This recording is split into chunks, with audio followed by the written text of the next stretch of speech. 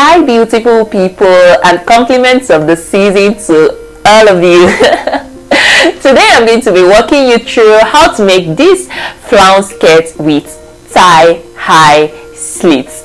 So yeah, before we continue, kindly hit the subscribe button if you haven't yet done so before, and click on the like button if you find this video helpful. You can also turn on the notifications bell right beside the subscribe button just so you don't miss any of my new videos when I post them. So let's move on with today's tutorial, guys.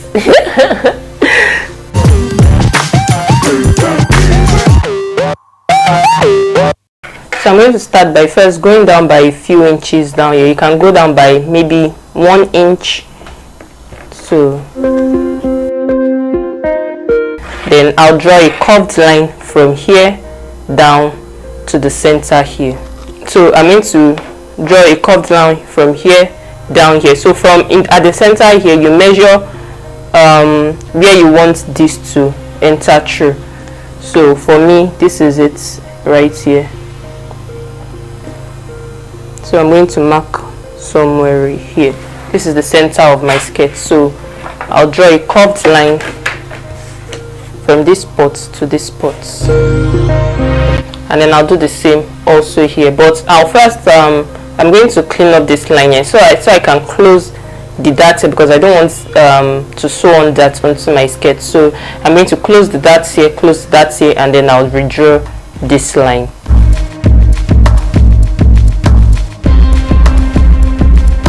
Or to avoid it puffing up like this, because it's going to be a bit difficult to continue drafting your pattern if you have it swollen up like this. So I'm just going to take off the tape, and then I'll measure what I have on my darts. I'll measure what I have here. So I have ½ inch here, so I'm going to come right to the side here and take it out at the sides. And then I'll do the same also here. Then I'll connect back to my hip level, and this solves the issue of darts. So you can always clean off your darts now. Then I'll redraw the line I showed you how to do earlier. And this is panel 1. So now we decide how we want to place where we want to place the slit. And for me, I would like to place it on my dart line. So this is my dart line here. This is the end point of my dart, the darts we drew earlier. So I'm just going to mark. I'm just going to measure from the center. So I have 1.1 inches here. So I'm going to. This is the center of my skirt. So I'm going to measure 1.1 inches here also, and then I'll keep measuring. Let me just draw the center line down.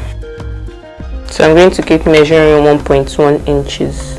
So now you decide where you want your slit to start from, and for me this is like, let me just measure a bit up, ½ inch right here. So this is like a good enough spot for my slit to start from. So that's for me. You measure from the top here to where you want your slit to start from, and obviously this is our dart line here. You know, I measured from here, which gives me 1.1. This is my dart line from here to from the center here to my dart spot here is 1.1 inch. So this is I want the slit to be located on that point. So I'm going to extend this line here all the way to this spot here.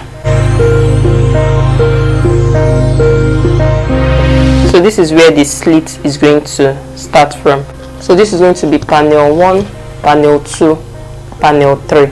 So I'm going to place a piece of paper underneath this, and then I'll draft panel 1 out, panel 2 out, and panel 3 out. Make sure you remember to mark out your slit point. That is where your slit is going to start from. Make sure you remember to mark it. So I'm going to do that now. And these are my traced out pieces. This is my panel 1, I already added allowance to this. So you add half-inch allowance here, half-inch allowance here, and half-inch allowance here. So these are my traced out pieces. So you remember to blend these parts here, just so that you don't have sharp points. Look at this is your pattern. So you remember to blend this part here, and also blend this part here, so you don't have sharp points at the middle right here. So yeah, that is all for the panel. So now I'm just going to work on the ruffle part of the skirt. So now for the ruffle part of the skirt, on your panel 2 line right here, I added an extra piece of paper here just because my pattern is not, I don't have like extra spaces here. So on my panel 2 piece here, I'm going to draw a line like this. So this line can be however long you want it to be, depending on how long you want your ruffle to be. That is how you want it to fall. So I'm going to stop this right here, and then from the slit point again, I'm going to go up by maybe a quarter. So this is a quarter here. Then I'll draw a line like this way. So I'll place a piece of paper under this, and then I'll trace this out this way, this way, this way. So I just erased this off. So instead of this coming this way, you have to, like, from this part here, you draw a line like this, and then from there you connect back to this spot here. So you place a piece of paper under this, and then you trace it out, and this is what it's going to look like. So this is it right here, traced out. I already added allowance here, so this is my allowance bits right here. So now what I'm going to do next is I'm going to draw in slash lines into this. The slash lines, I want them to follow this part instead of falling this way. So I'm going to clean this one off. So I'm going to start drawing my slash lines from here to the other side. Then I'll spread, once I finish drawing my slash lines, I'll spread them open, and then I'll spread it out on my fabric. So I'm just going to do all of that now and cut out the rest of the pieces. Then I'll show you what they look like. Then you spread it out, and this is how to spread it out. So you spread it out by how much you want. So you can see all these parts that I folded right here, because just so that it can lie flat on my fabric, you measure it. I have a quarter here, quarter here, quarter here. So all of them, I add them together. I'll add them together, and then I would extend right here. Then I'll connect back to this line here. So all of them here adds up to like 1 inch. So I extended from here 1 inch, and then I connected back to this spot here. So all I have to do now is to cut this open, or rather cut it out of my fabric, and that will be all. So these are the other ones cut out. So I'm just going to show you how to place them and arrange them to sew them once I'm done cutting this out. So all you have to do now is to place them this way. So this is a ruffle piece. Then you place, this is the side that goes here. Make sure you notch your points. That is where the slits are going to start from. So, and this is where this is going to be. So you start this from this, you place it this way.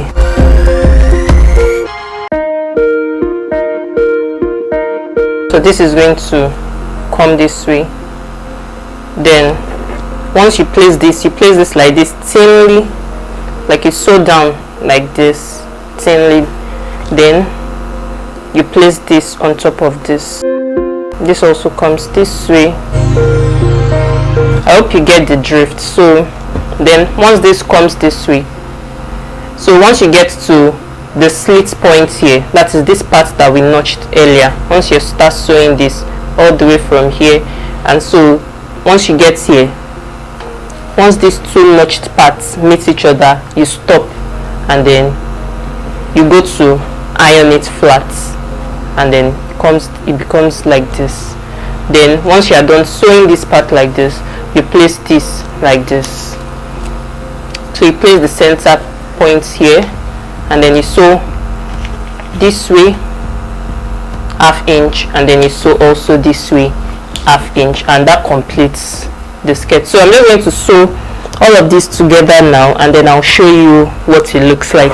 So, and for the back is going to be a basic pencil skirt back, or if you have another type of design you want to do at the back, you can just do that, but for me it's just the basic pencil skirts back.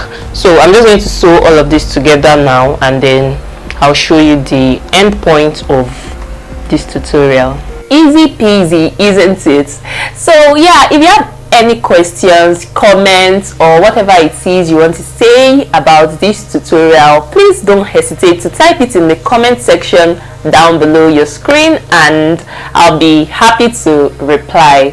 Don't forget to subscribe to my channel, guys. Like this video if you found it helpful, and turn on the notifications bell, guys, so you don't miss any of my new videos. You may also like these two videos popping up on your screen right now, like these tutorials. If you've not seen them before, you can always click them just for your viewing pleasure.